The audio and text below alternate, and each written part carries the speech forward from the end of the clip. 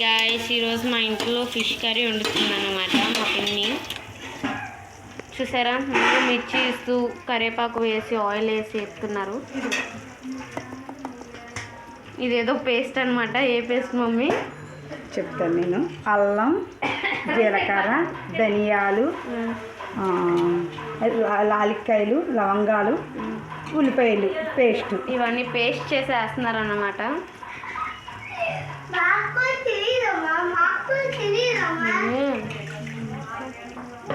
చూసారా,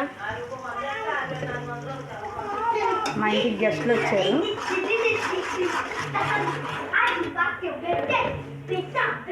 ఫిష్ పులుసు మాత్రం బాగా వండుతారన్నమాట. మనకు వండడం మనకు తినడానికి తప్పించి వండడం రాదు. ఏమన్నా